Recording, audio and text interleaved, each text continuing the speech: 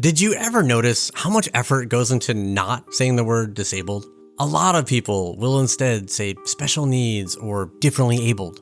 Our school systems name entire programs like special education, and it is incredibly rare to hear the word at all in media, especially for younger audiences. How's the lucky fin? Why is that? And what does that say about how we think about disability? Finding Nemo is about Marlin, a parent who has personal experience with how scary the world can be, not wanting any of that danger to find his son, and learning to not let those fears justify controlling Nemo's life. You think you can do these things, but you just can't, Nemo! It is a great message that really resonates with me as a parent, especially as a parent who is disabled with disabled children, which is why I would like it even more if Nemo was actually portrayed as disabled. Nemo's fin can be thought of as a disability, but it really only serves as a visual reminder of Marlin's trauma. Let's take a look at how Nemo's fin is referenced throughout the movie. At the start of the film, we get the following. He's got a little fin. I find if he's having trouble swimming, I let him take a break, 10, 15 Dad? minutes. You know you can't swim well. I can swim fine, Dad, okay? No, it's not okay. Marlin is being portrayed as overprotective throughout all of these, which could paint Nemo needing accommodations as ridiculous. But let's look at the next scene involving Nemo's fin when he is inside the fish tank. The other fish, led by Gil, come up with a plan to escape back into the ocean. You're the only one who can get in and out of that thing. One of the fish brings up some concerns. No offense, kid, but you're not the best swimmer. And then during the plan's execution, Nemo nearly dies. But does this have anything to do with Nemo's fin? The film clearly says no, because apparently all Nemo needed was to be really determined. Sharkbait, you did it! If Nemo is disabled, then the film is explicitly stating disability can be overcome. I have a bad fin. Never stopped me. I don't think the film was trying to say this because I don't think they ever thought of Nemo as disabled. The whole story would effectively play out the same regardless of Nemo's smaller fin because Nemo is a kid. Nemo's fin only matters in the story in relation to how his dad treats him. Because that is the tension that drives the film. Nemo wanted agency to explore and try things, while Marlin was willing to sacrifice that agency if it kept Nemo safe. If you put one fin on that boat, are you listening to me? Don't touch the boat. Marlin learns from others like Dory and Crush that even though the world is scary, he has to trust Nemo. How do you know when they're ready? Well, you never really know, but when they know, you'll know, you know? Which, of course, is exactly what he does at the end of the film. I can do this. You're right. I know you can. It is good storytelling. Just Nemo's fin does not really feel like part of his lived experience. There are certainly plenty of ways the story could have tried to tackle the nuance of Nemo being disabled while also needing Marlin to allow him agency to be a kid, but it cannot do that if it does not see Nemo as disabled in the first place. He was born with it, kids. We call it his lucky fin. See this tentacle? It's actually shorter than all my other tentacles. I'm H2O intolerant. I'm obnoxious. What is being emphasized from the beginning is that Nemo is differently abled. You may have heard the term differently abled before. I first heard it in some autism groups just after finding out I was autistic. I liked how it seemed to acknowledge there is nothing wrong with being autistic. That autism is just a different experience. Differently abled seemed to be more inclusive and accepting. But it is basically saying you are not like those other disabled people. The expression treats the word disabled as bad. In fact, the whole expression is often you are not disabled, you are differently abled. And regardless of what euphemism you are using, I think that first part is implied. Otherwise, why are you not just saying disabled? I have a bad fin. In Finding Nemo, the only times they do not use a euphemism for Nemo's fin, it has a negative connotation. What's wrong with his fin? He looks funny. Or just straight up a derogatory term. I know your son. He's orange. He's got a gimpy fin on one side. I know this movie came out over 20 years ago, but damn. Euphemisms like Lucky Fin don't accomplish anything. Well, that's not true. They do actually make things worse. For starters, euphemisms are more vague and confusing than just saying disabled. Differently abled is a bit odd because no two people are going to be exactly alike. So everyone is differently abled. And if it applies to everyone, then how does it acknowledge the differences disabled people experience? I'm obnoxious. Another popular euphemism, special needs, implies that we don't have human needs. Accommodations are about making an environment more accessible, which benefits everyone. For example, a ramp is not just for people with wheelchairs. What is frustrating is that normalizing the word disability accomplishes what the euphemisms are trying to do.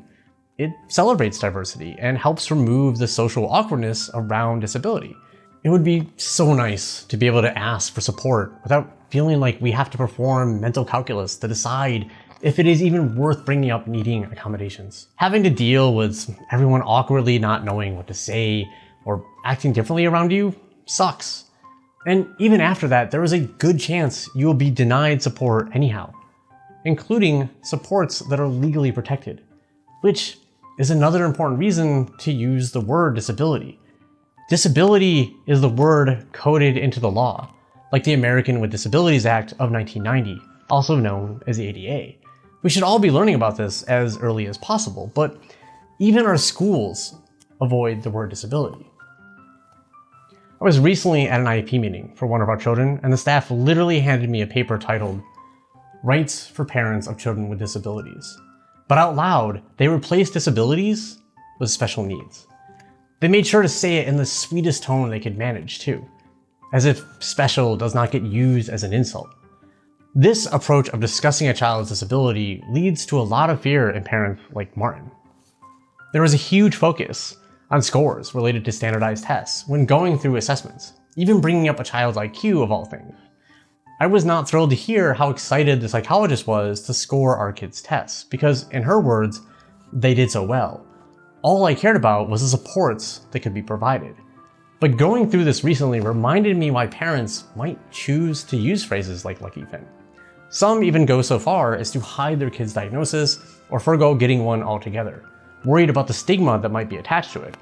Or worse, worried that their kids are just going to use the label as an excuse. Believe me when I say the world will reinforce the idea of not asking for accommodations and trying to do everything on your own constantly. This is not a message a child needs to have reinforced, especially a disabled child. And speaking from personal experience, not knowing I was disabled did not give me an advantage. I still got bullied for my differences.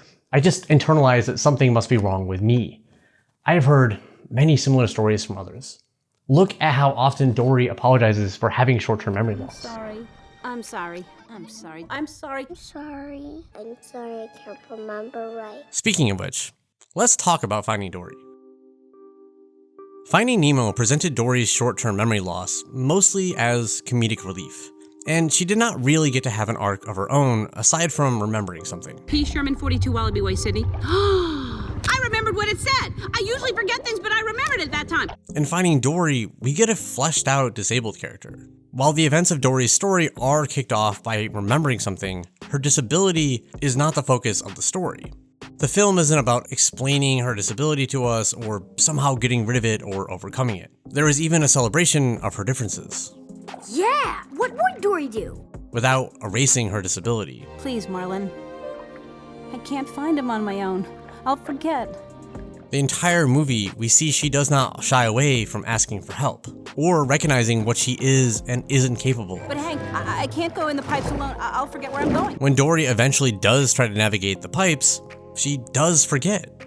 She would be lost if not for the help of her friends. I'm forgetting everything. I'm gonna be stuck forever in the pipes. The pipes! The pipe house! This is an important difference from Finding Nemo. We also get Hank, Destiny, and Bailey, who are all well-done disabled characters who come together to help Dory and each other. We need to go that way. Left. Go left. I will be your eyes. You can be my eyes. Okay, that's it. Go, don't do it. Bailey! Okay, now, do it! Time for your idea. Okay, what idea? These are powerful scenes showing disabled community, which we do not get to see in media very often. Becky and Gerald, I think, have some issues because there is a bit of a disabled hierarchy, with only the non-speaking characters being less developed, but I do think they still add something worthwhile. With Becky, we are shown other forms of communication as valid, and that we should not assume someone who cannot speak does not understand. Negative comments towards Becky are clearly shown as in the wrong. You trust Becky. Becky's eating a cup. And usually actions like this would only be presented by someone who is clearly bad or evil. But here we get a main character, Marlon, being the jerk. Dad, stop. She's not coming back. She might. Dad, you made her feel like she couldn't do it. This is much more realistic. Ableism is often done by nice people who have not thought through their biases. This is contrasted by the SEALs who treat Becky respectfully. Are you free today, Rebecca, darling? Meanwhile, those same SEALs turn around and treat Gerald awfully. This is a huge step up from some of the side characters in Finding Nemo that could be read as disabled, which were basically fish traits clearly coded as various conditions for laughs. Hi, how are ya? Don't listen to anything my sister says. She's nuts. It does things to you. The producer of Finding Dory, Lindsay Collins, even said a goal of this film was looking at how Dory acknowledged others' disabilities, yet never expected them to apologize, whereas she herself always was. What a relatable experience to unpack. Internalize ableism and always apologizing for things completely out of your control. It is so easy to feel like a burden to those around you. Mr. Ray, you got help. Okie dokie. Especially when people get frustrated or mad, they may weaponize your disability against you. Go wait over there and forget. It's what you do best. No, your memory is not working. You can't remember anything. It's probably how you lost your family in the first place. Which is why I get so frustrated by so much of disability representation being from the perspective of the caregiver. We don't need more messaging that presents disabled people as burdens when we are constantly bombarded with it. Hey, Marlon. And we're up. That's it. Ready to start the day. I'm not saying these experiences are not worth telling. I think everyone who is a caregiver understands how moments like this feel. And there are unique challenges to caregiving for a disabled person. But when this is one of the only narratives we see, I think it is time to retire it. Or at very least, if you're going to show that, then challenges should be presented as coming from conflicts with systems around us, like the hellscape I briefly touched on earlier of navigating the school system. And there must be focus on the story of the disabled person themselves, which we kind of see with Dory. We are shown challenges while never demeaning who Dory is. The entire story is aiming for her to learn she is not a burden. I also find it interesting that Dory grew up in an environment where she was believed in, and she still doubted herself. You don't need to be sorry. We almost never see parents like Dory's in media. And there we go. Now, if you ever get lost, Dory, You just follow the shells. I love shells. This is so refreshing, and these shells are a good example of the social model of disability too. Usually what is disabling is the environment we are in. This is actually a reason many of us prefer the word disabled, as it can be interpreted as something done to us, whereas person-first language like person with disability is much easier to be interpreted only through the medical model of disability, which frames it as solely something we as individuals possess. Like being autistic, there is often a huge emphasis on social skills. But no matter how much I as an individual try to improve these skills, a traditional interview or those awful pseudo-personality tests are going to be biased against me. Finding Dory portrays the social model other ways as well. One of my favorites being, But the walls! There are no walls in the ocean. No walls? It's your destiny. the social model should be a low bar for media with disability. But unfortunately, this is not conveyed in any way in most media, like in Finding Nemo.